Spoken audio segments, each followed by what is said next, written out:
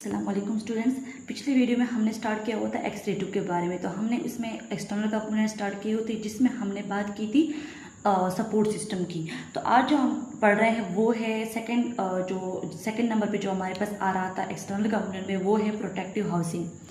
Second number पे जो आ रहा था वो है प्रोटेक्टिव हाउसिंग।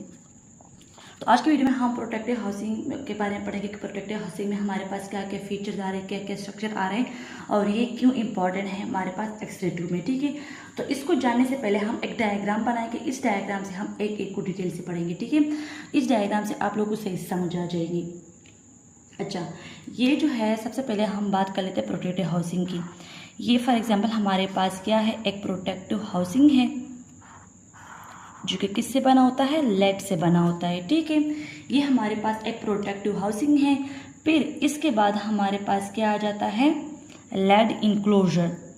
ठीक है, ये हमारे पास लेड इंक्लोजर है। लेड इंक्लोजर है।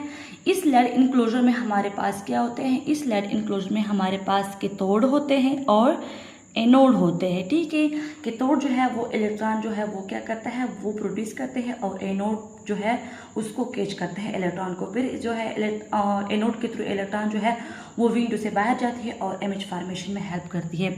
फिर जो है यहाँ पे हमारे पास एनोड की साइड पे क्या होती है, एनोड की साइड पे हमारे पास एक विंडो होती है। ठीक है, एक विंडो होती है। इस विंडो के ज़रिए हमारे पास यहाँ पे जो है हमारे पास एक यूज़फुल बीम जनरेट होती है। ठीक है, तो इस यूज़फुल बीम की वजह से हमारे पास क्या हो जाती है, इस यूज़फुल बीम की वजह से हमारे पास इमेज फॉर्मेशन होती है, या यूज़फुल बीम जो है वो पेशेंट तक जाती है, इमेज फॉर्मेशन। ठीक है, अच्छा, फिर जो है हमारे पास अच्छा, इसके बाद हम अगर बात करें कि हमारे पास जो प्रोटेक्टिव हाउसिंग में है, यहाँ पे हमारे पास क्या होती है, ऑयल प्रेजेंट होता है, प्रोटेक्टिव ऑयल प्रेजेंट होता है। ठीक है, ये जो प्रोटेक्टिव हाउसिंग है इसमें हमारे पास क्या प्रेजेंट होता है, ऑयल प्रेजेंट होता है। ठीक है, तो पहले हमने बात की कि ये हमारे पास क्या है, ये हमारे पास प्रोटेक्टिव हाउसिंग है या शील्डिंग है। ठीक है, ये हमारे पास जो है ग्लास इनक्लोजर है, ग्लास इनक्लोजर है।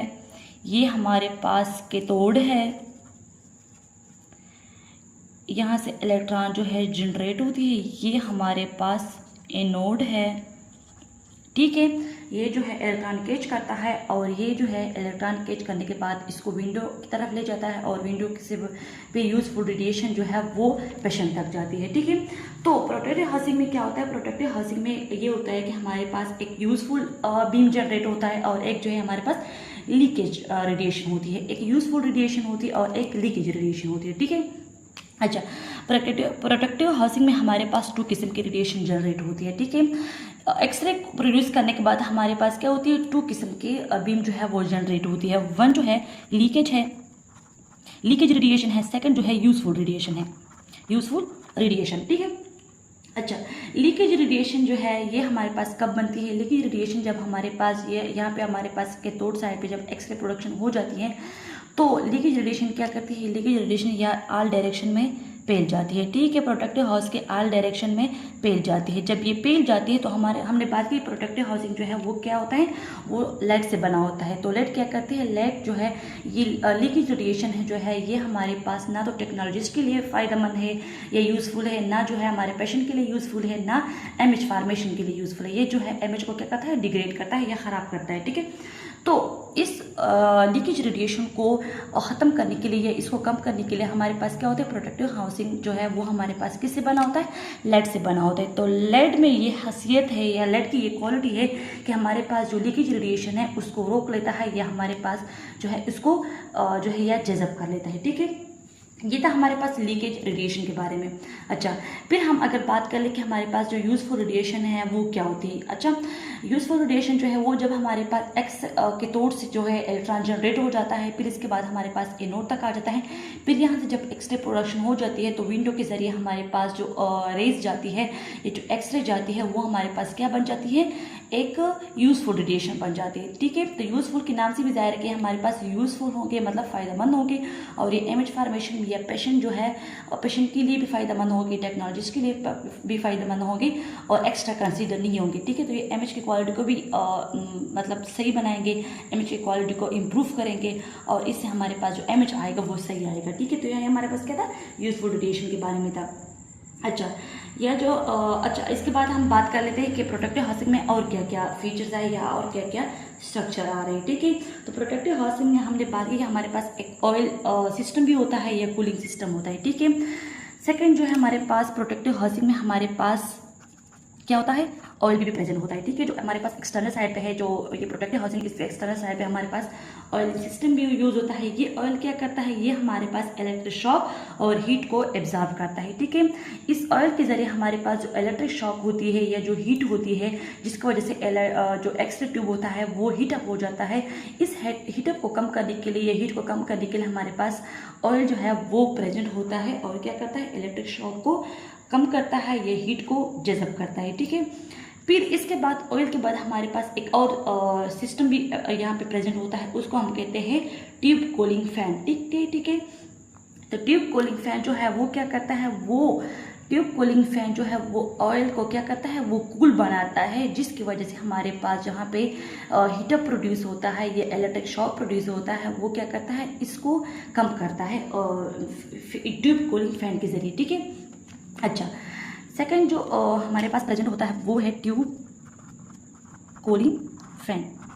ठीक है, ट्यूब कूलिंग फैन का ये काम होता है कि ये ऑयल को क्या करता है, कूल करता है, और ऑयल का काम ये होता है कि ये हमारे पास क्या करता है, ये इलेक्ट्रिक शॉक और हीट को जो है वो जज़ब करता है। ठीक है, अच्छा, फिर जो हमारे पास प्रोटेक्टिव हाउसिंग में आ रहा है वो है थर्मल सेफ्टी स्विच।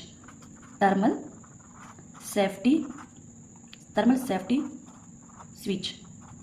अच्छा, थर्मल सेफ्टी स्विच का क्या काम होता है, थर्मल सेफ्टी स्विच का ये काम होता है कि जब हमारे पास जो ऑयल होता है वो हद से ज़्यादा हीटअप हो जाता है, जिसकी वजह से क्या करते हैं, जब ऑयल सबसे हद से ज़्यादा हीट हो जाता है तो क्या करते हैं, हाउसिंग के अंदर एक स्विच होता है, जिसकी वजह से वो क्या करता है, वो ट्यूब को खुद ब खुद बंद कर देता है। वो इस हद तक बंद कर देता है जब ऑयल जो है वो दोबारा कूल ना हो जाए। ठीक है, तो ये थर्मल सेफ्टी स्विच इस वजह से होता है।